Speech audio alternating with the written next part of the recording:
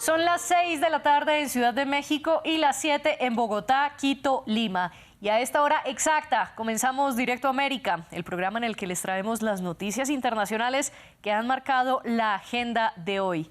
Y precisamente hoy nos acompañamos María Clara Calle y Valentina Torres Sánchez. Valentina, buenas noches. Buenas noches, María Clara, para usted y buenas noches para todos nuestros televidentes. A las 9 de la noche de Buenos Aires y Montevideo les damos la bienvenida. Durante las siguientes 2 horas estaremos transmitiendo en vivo desde nuestros estudios en Bogotá. Comenzamos con los hechos más destacados. Israel y Hamas lograron un nuevo acuerdo con el que se entregarán medicamentos a los rehenes que mantiene el grupo islamista a cambio de ayuda humanitaria para los civiles en la Franja de Gaza.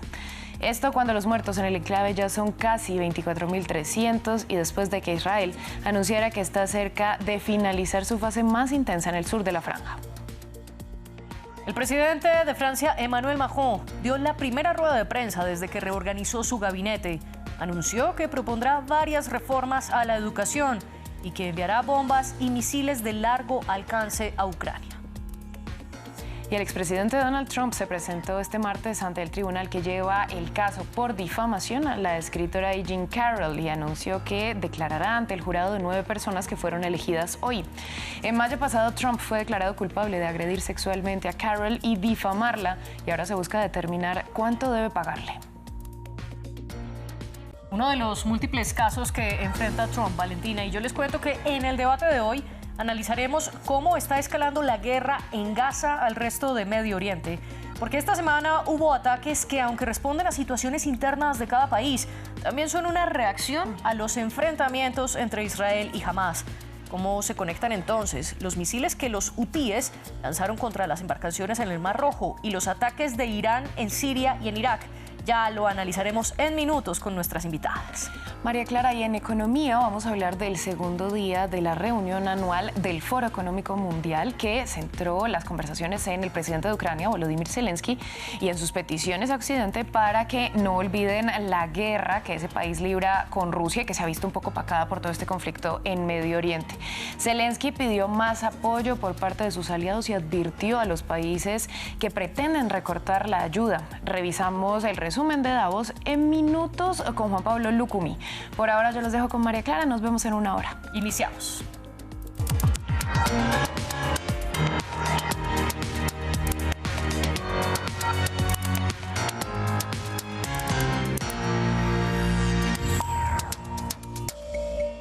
Los invito a que dejen todos sus comentarios en redes sociales con el hashtag DirectoAmericaF24.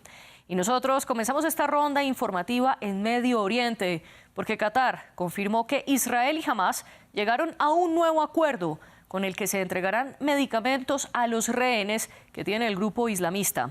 Todo ello a cambio también de medicamentos, pero para la población civil en la Franja de Gaza.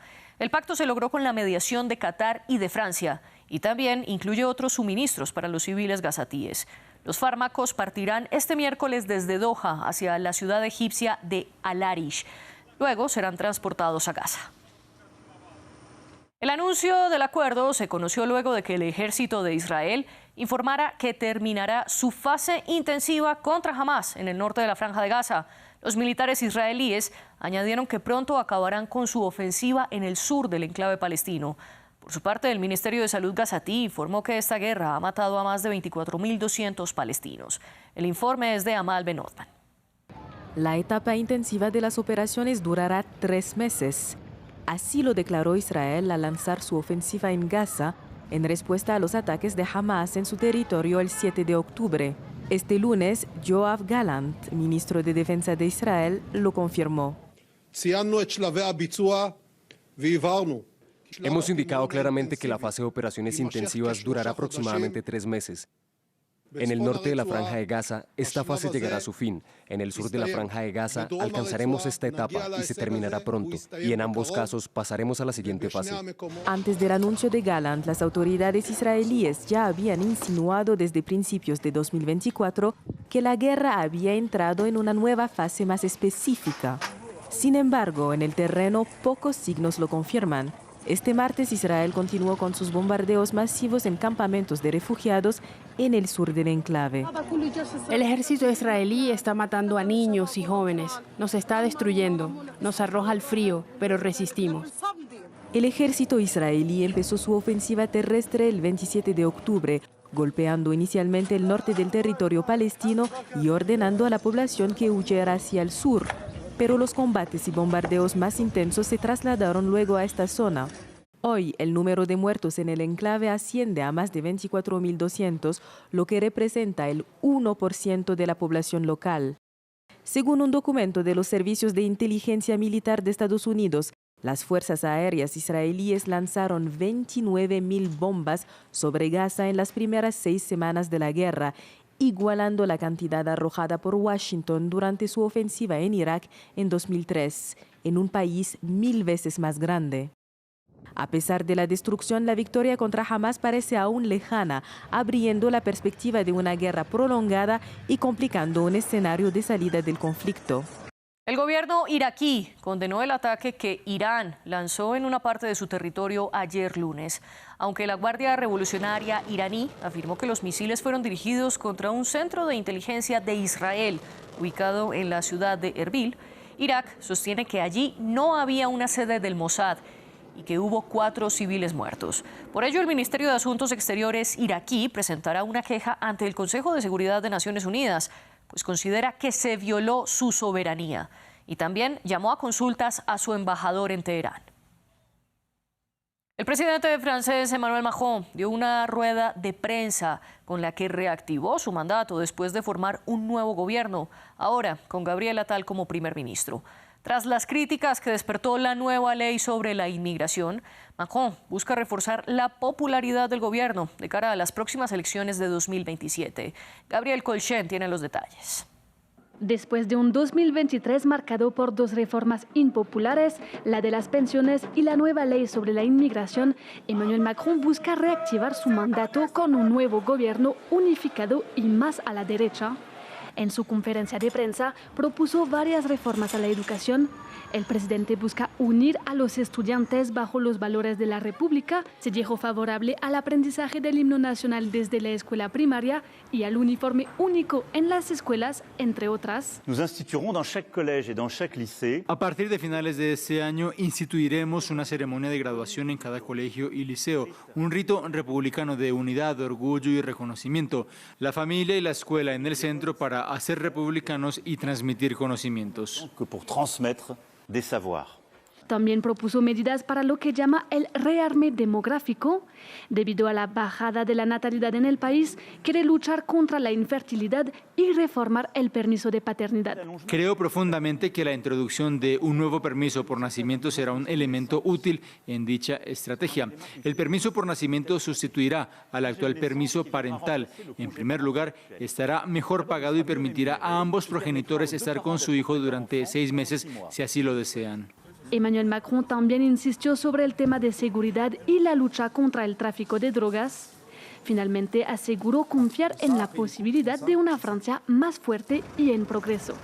Emmanuel Macron busca reunir el máximo de apoyo para hacer frente a la extrema derecha, especialmente de cara a las elecciones europeas, en las cuales el partido Agrupación Nacional lidera actualmente las intenciones de voto. De Francia nos vamos a Serbia, donde miles de personas inundaron las calles de Belgrado para exigir la anulación de las elecciones de diciembre. Los ciudadanos continúan alegando un supuesto fraude y respaldan sus afirmaciones en que un grupo de observadores internacionales calificó los comicios de injustos.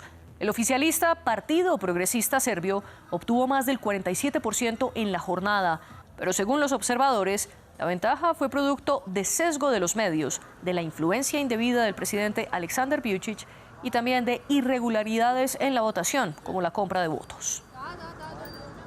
Y en el continente americano hablamos de la carrera hacia la Casa Blanca, que está en marcha para el Partido Republicano, después de que Iowa diera el pistoletazo de salida a los primeros caucus del país. El calendario del partido está marcado no solo por caucus y primarias, sino también por los juicios penales contra Donald Trump, que tendrán toda la atención. Aquí les hacemos un resumen de cuáles son las fechas clave. Una vez que se asiente el polvo de los caucus de Iowa, los candidatos republicanos pondrán su mirada en New Hampshire y Michigan. Más allá de las primarias, otra fecha clave será el 8 de febrero. Será ese día cuando el Tribunal Supremo estudie la decisión de Colorado de descalificar al expresidente Donald Trump de la papeleta republicana. Apenas un mes después, el 5 de marzo, unos 15 estados, entre ellos California y Texas, votarán en el supermartes. Ellos elegirán quién creen que debe ser el nominado republicano. El evento es conocido por establecer a un favorito puntero. 2 semanas más tarde será el turno de otros 6 estados, entre ellos Florida y Ohio. En el frente judicial, 3 juicios penales mantendrán ocupado a Donald Trump en febrero y marzo. 2 de ellos se refieren a acusaciones de que el expresidente conspiró para anular los resultados de las elecciones de 2020. Mientras tanto, las primarias definitivas tendrán lugar a principios de junio, pero para entonces más del 90% de los delegados habrán sido asignados y el ganador de la contienda estará claro. Es poco probable que haya sorpresas en el bando demócrata, si es que se celebran primarias. En los últimos años, todos los presidentes en ejercicio que se han presentado a la reelección se han asegurado la nominación de su partido. Es probable que Joe Biden gane la candidatura demócrata en la convención de su partido, que se celebrará en Chicago el próximo agosto. Y justo después de ganar en los caucus republicanos del estado de Iowa, el expresidente Donald Trump asistió este martes a la Corte Federal de Nueva York, que lleva el juicio por difamar a la escritora E. Jean Carroll. Hoy fue elegido el jurado del proceso. Mamen Sala, nuestra corresponsal, nos dio más detalles. Lo más complejo de este proceso ha sido elegir un jurado que sea objetivo. Entre los 80 posibles miembros se ha elegido a 9, se ha descartado a muchos, 3 de ellos porque aseguraban que se estaba juzgando a Donald Trump de una manera injusta, a otro, por ejemplo, formaba parte de la campaña electoral de Biden, pero finalmente se ha conseguido elegir a esos 9 miembros del jurado objetivos que decidirán cuál va a ser la cuantía que Donald Trump deberá pagar a la escritora E. Jean Carroll por un delito de difamación. Ella le pide una multa de $10 millones. A las 3 de la tarde se ha hecho un descanso y a continuación pues se espera que el juez que se encarga del caso explique un poquito cuáles van a ser las reglas de este proceso, que durará aproximadamente 5 días, se desarrollará de 9:30 a 4:30 de la tarde cada día excepto los viernes. Ya ha dicho que los miembros del jurado permanecerán en auténtico anonimato y en estricta privacidad. Ha dicho a Donald Trump y a la escritora E. Jean Carroll que no pueden contactar con ellos. Además, el expresidente, a diferencia del último juicio que tuvo con esta misma escritora, esta vez ha dicho que quiere declarar. El juez todavía no ha decidido si se lo permitirá o no, pero si lo hace ya ha dicho que será con restricciones para que esto no se convierta en un circo mediático. Si declara, lo hará muy cerquita de que se celebren esas primarias en New Hampshire la semana que viene, el 23 de enero. En medio de la crisis climática, el iceberg más grande del mundo está enfrentando tanta erosión que ya tiene cuevas que miden hasta 30 metros de altura dentro de él. Así lo evidenció la empresa de expediciones IOS. Ellos llegaron hasta el iceberg A23A, que está en la Antártida, y lo grabaron con drones. Así descubrieron las cuevas y los acantilados que estamos viendo en pantalla y que se están formando con las olas de más de 3 metros que golpean contra la masa de hielo. Este iceberg se desprendió del resto de la Antártida en 1986 y aunque estaba anclado al fondo del mar, desde hace años se comenzó a mover en medio del deshielo.